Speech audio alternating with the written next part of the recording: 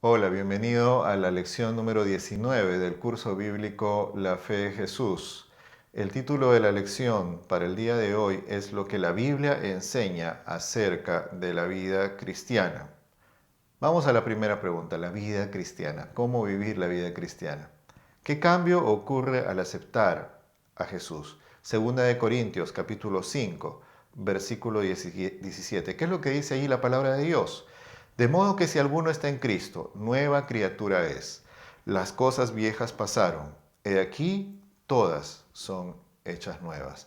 Vez tras vez yo he tenido la oportunidad de encontrarme con personas y estas personas que han estudiado la palabra de Dios, personas que así como tú llevando estas lecciones, si estás aquí en la lección 19, quiere decir que has estado ya estudiando estas lecciones por un tiempo.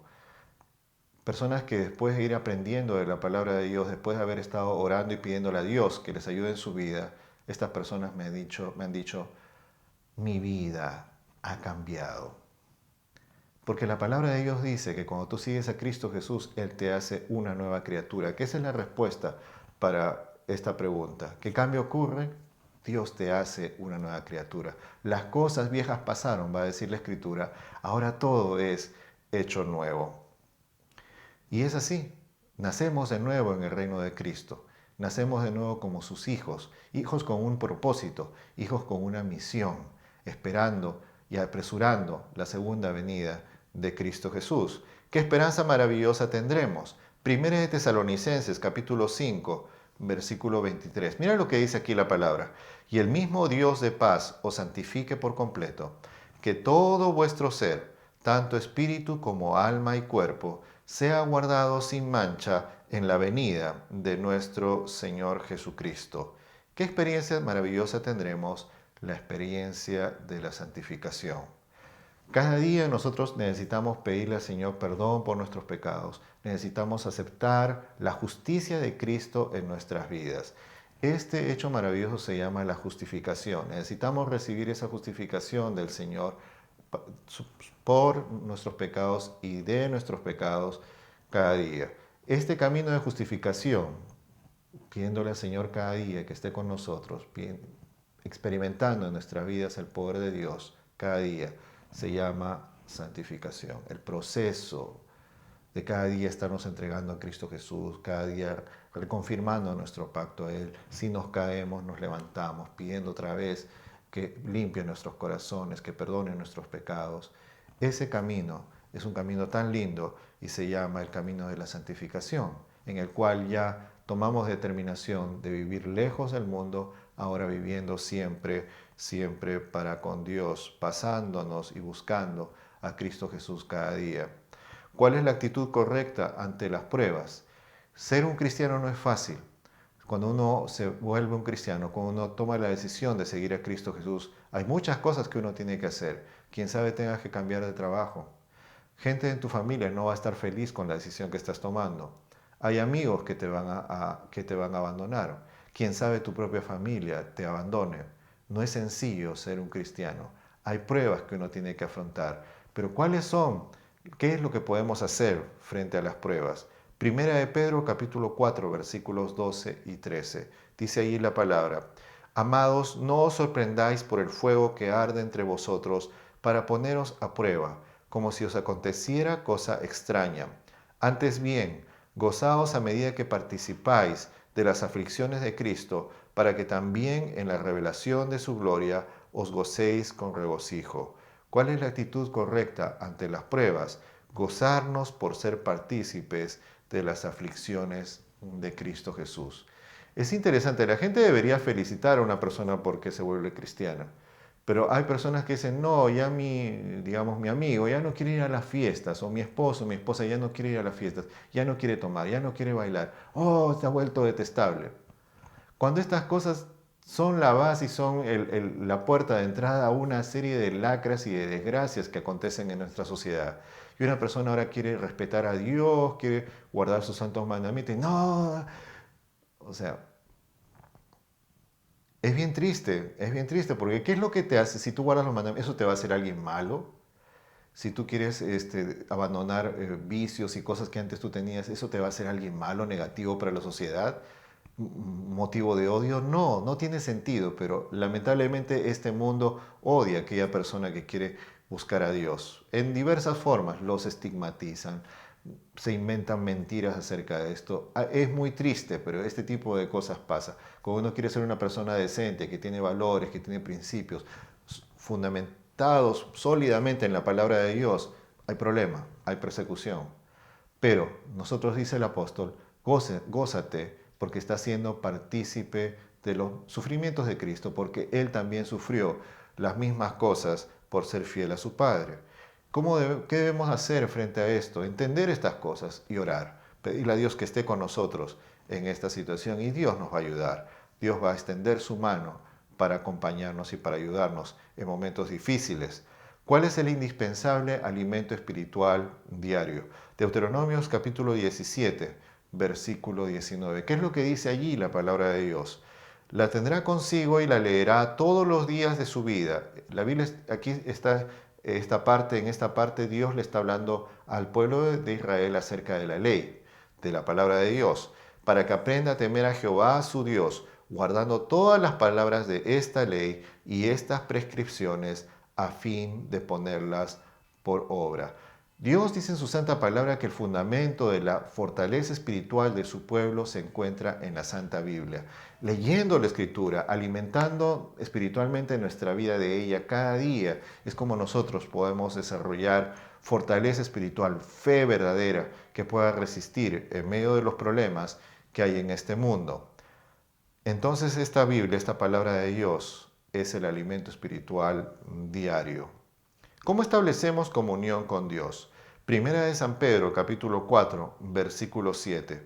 Dice allí la Escritura, el fin de todas las cosas se ha acercado. Sed pues prudentes y sobrios en la oración. La lectura de la palabra de Dios, su estudio cada día debe estar sustentado y debe producir en nosotros el deseo de comunicarnos con Dios por medio de la oración. Dios nos habla por medio de su palabra, nosotros le hablamos a Él por medio de la oración.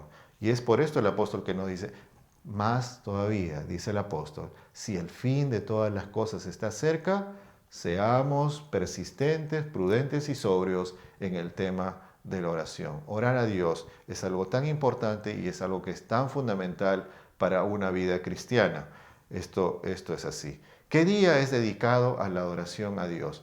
Debemos reafirmar una vez más lo que la palabra de Dios nos dice en cuanto a esto. Isaías capítulo 58 versículos 13 al 14.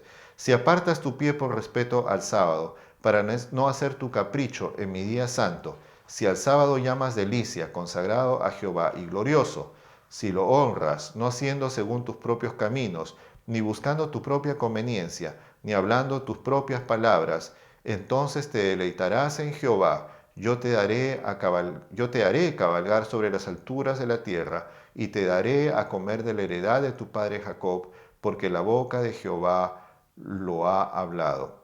¿Qué día es dedicado a la adoración de Dios? El día sábado. Este es un testimonio grande de la palabra de Dios. El día sábado lo guardamos por dos razones. En primer lugar, porque es un recordativo de la creación, de todos los seres humanos, de todo lo que hay en la tierra. Cuando una persona agarra su Biblia y se va a la iglesia ahí a guardar el sábado de Dios y guarda ese sábado separándolo de los demás días, y ya hemos estudiado acerca de esto también, uno le está diciendo, le está gritando al mundo, yo no soy producto de la casualidad, yo no soy un accidente de la evolución, yo soy una criatura hecha por Dios. Dios me ha creado, Dios es mi Padre, por eso yo descanso en este día. Es por eso que el sábado es universal, te estarás dando cuenta. En segundo lugar, la palabra de Dios va a decir de que el sábado es un recordativo de nuestra salvación.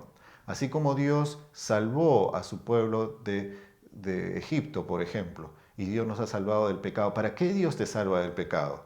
Para que descanses en Él, para que ahora tengas paz en Él. Una de las cosas fundamentales que Cristo Jesús le dijo que le quería dejar a sus discípulos era paz. Y hay un momento cada 7 días. Dios nos llama a tener. Hay gente que dice, yo puedo tener paz con Dios todos los días. Eso es cierto. pero dentro de todo hay un día especial que Dios ha puesto para que nosotros podamos acercarnos a Él, para que nosotros podamos buscarle todavía con más ganas. Y ese día lleno de paz para el creyente es el día sábado, el día del Señor. Muy bien, entonces esto es algo bien bonito y es así, el Santo Sábado de Dios. ¿En qué lugar se presta la adoración a Dios? Siguiente pregunta. Lucas capítulo 4, versículo 16, donde dice que Jesús fue a Nazaret donde se había criado y conforme a su costumbre, el día sábado entró en la sinagoga y se levantó para leer. ¿En qué lugar se presta la adoración a Dios? En la iglesia, que es una casa de oración. La iglesia Dios la ha puesto en este mundo para que sea un apoyo, un soporte para la vida espiritual de los hijos de Dios. Hay iglesias e iglesias. Hay iglesias que no ayudan a tu vida espiritual, aléjate de ellas. Hay iglesias que te ayudan a tu formación espiritual, te ayudan a tu crecimiento espiritual, te ayudan a tu comprensión de la palabra de Dios. Anda a esas iglesias, regocíjate en el Señor, adora a Dios y por medio de esta estructura Dios ha permitido también, Dios ha provisto que por medio de la iglesia se siga la predicación del Evangelio de Cristo en este mundo hasta que Cristo Jesús venga. Pero la iglesia, el ir a un templo para adorar a Dios, es una de las cosas más bonitas que hay. Porque aparte de todo también conoces un montón de gente que ama a Dios, te haces amigo de ellos, oramos unos por otros. Eso es algo lindo. ¿Qué trascendental misión nos confió Dios? San Mateo capítulo 24, versículo 14 y San Mateo capítulo 28, versículo 19. Miren lo que dice ahí la palabra de Dios en estos dos versículos.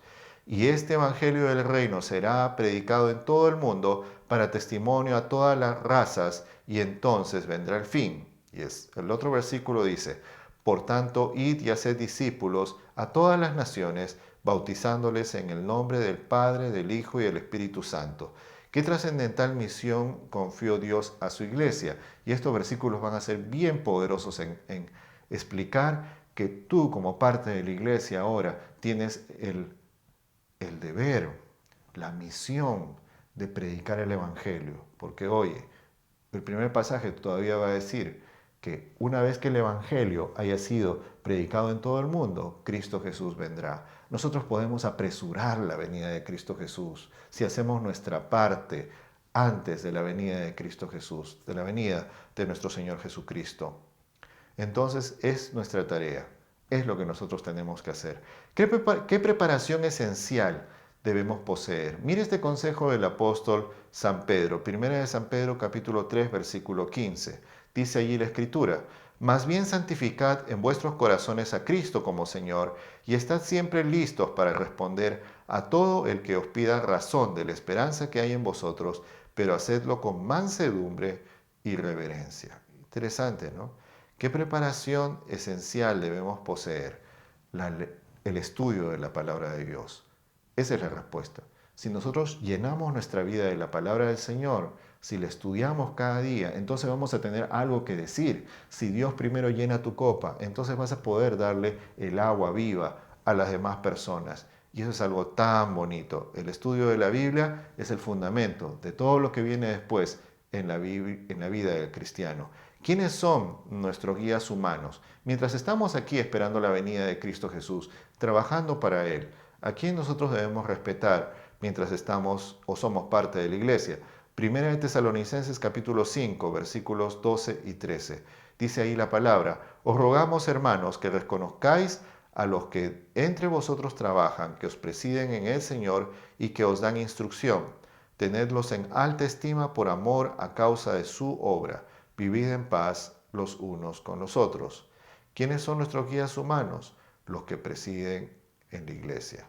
Dios ha puesto en cada iglesia hombres y mujeres con la misión de enriquecer los ministerios de ella, de liderarla hacia la obra misionera, construyendo cada día un cuerpo espiritual cada vez más idóneo, cada vez más lleno del Espíritu Santo de Dios. Una buena cosa que nosotros podemos hacer es apoyar a esta iglesia de Dios y a sus líderes, sus dirigentes. ¿Quién es nuestro guía supremo?